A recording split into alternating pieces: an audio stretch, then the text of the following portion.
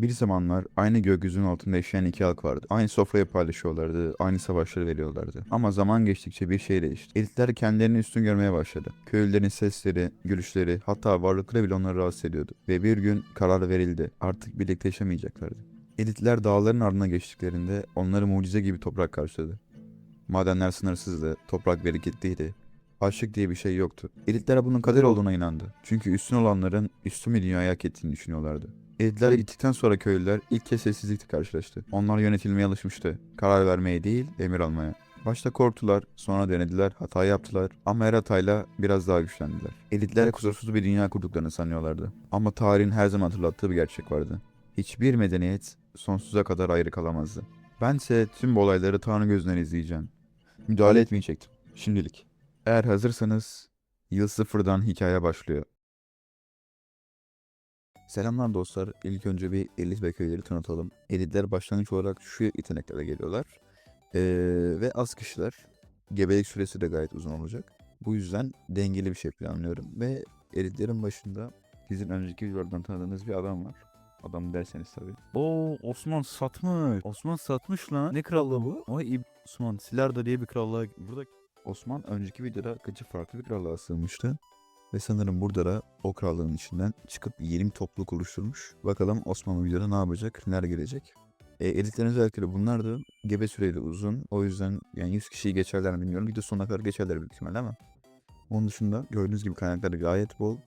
Her türlü maden koydum. Ve kristal biyomuydu neydi? Daha mantıklı olur diye ondan koydum.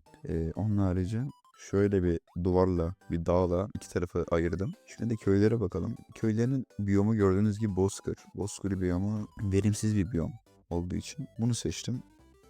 Bakalım köylüler ne yapacak? Şöyle bir hatta bir özelliklerini göstereyim size köylerin. Köylerde sert cilt ve güçlü olarak doğuyorlar. Genel özellikleri bunlar. Ve bunların gebelik süreleri çok kısa. Biraz daha gerçekten yola çıkarak yapmayı planladım bunu. Onun harici başka bir anlatacağım şey var mı yok mu? Bir de köylülere biraz üzüldüm. O yüzden şuraya taş koydum. Giderlerse eğer buradan taş alacak. Şurada bir adamantim var 4-5 tane. Çünkü hiçbir şey yok yani arkadaşlar gördüğünüz gibi. Ondan 250 yılda bir bakacağız durumlarına. Onun sonrasında da 1000. yılda duvarları açacağız. Bakalım iki medeniyet birbirleriyle karşılaşınca ne yapacaklar. Yıl 250'de görüşmek üzere.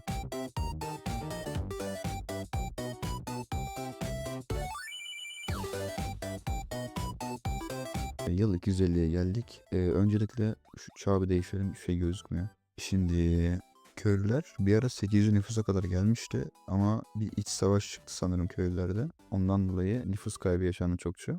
Şu köylere baktığımız zaman arkadaşlar madenler inşa etmişler. Limanları var şu anlık ama ticaret yapacak kimsesi olmadığı için şu an tek medeniyet olduğu için ticaret yok. Bu arada ben 250 yıl ilk 250 yıl için isyanları falan kapattım. Birazcık gelişme sağlasınlar diye. Şimdi açacağım ama. Onun haricinde şöyle görüyorsunuz. Tarlalar var üretim için. Ve burada bir heykelcikler var arkadaşlar. Bunlar ne ki bunlar?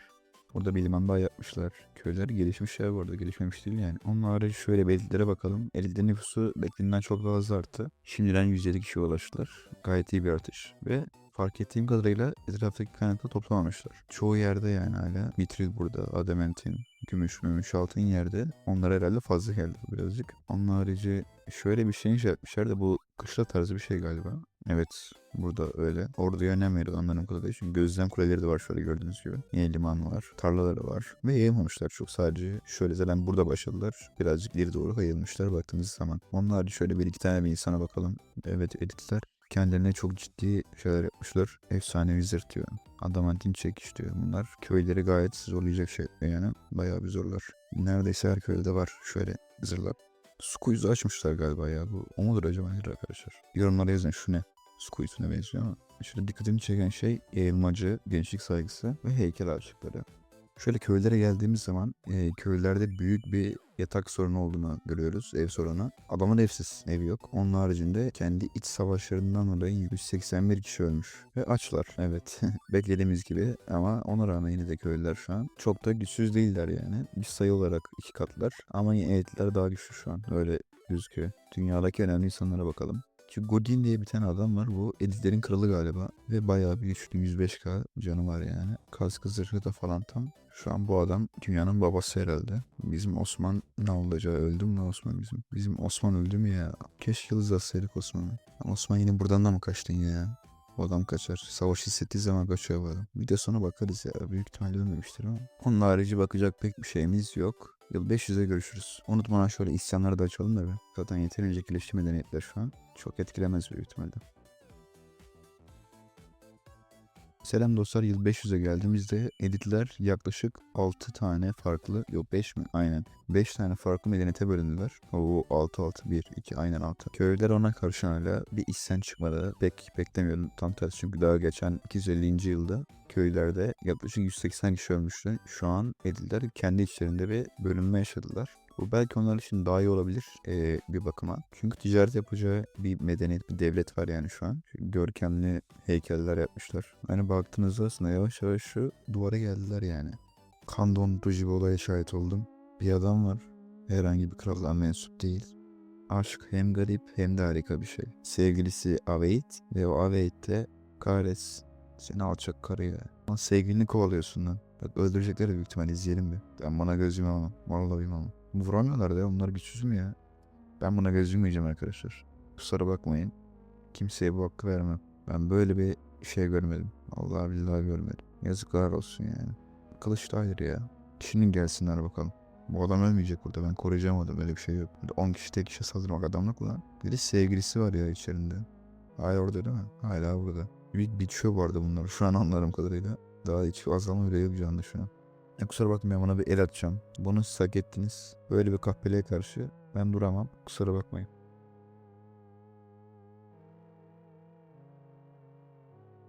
Ölmedi p***leri ya. Videonun akışı birazcık bozuldu ama bunu eminim ki siz de yapardınız. Ufaktan çok fazla yapmadık. Yeteri kadar yapıyoruz arkadaşlar. Öyle abartmaya gerek yok. Yani böyle bir krallık artık kalmadı maalesef. Büyük bir yıkıma uğradılar gördüğünüz gibi. Kusura bakmasınlar, Allah olacak buydu. Doğru ve deldik şurada ya. Ama tabii ki de ben gerçekçi bir simülasyon olması için şu an buna hesabı katmayacağım. En azından yaptığım içimden gitti bir kere. Şimdi 5. yıla geldik. Şöyle biraz dünyayı bir inceleyelim.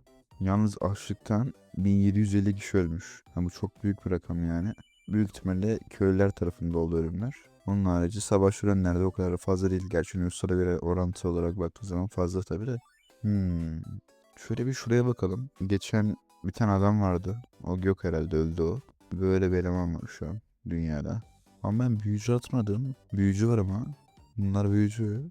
Hayda, inşallah kötü bir şey olmaz. Bakalım neredeymiş? Buradaymış. Fakirlere sorun oldu adam var ya. Neyse, daha ince diyeceğim bir şey yok herhalde. O 123k sağlık ne ya? İşte bak bu taraflar yani köyleri zorlayacak olan taraflar. Çünkü zırhları çok güçlü arkadaşlar. Yani normalden çok daha güçlü yani. Bir de köylere bakmak istiyorum direkt genel olarak.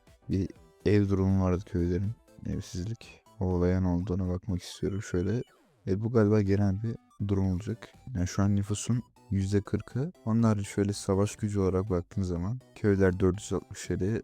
Bunları toplarsan da köylere eşit olmuyorlar. Haydi bakalım. Ayrılmasaydı büyük ihtimalle tek devlet olarak kalsalar devletler. Köyleri belki eşit olurlardı ama şu an öyle bir ihtimal yok gibi gözüküyor.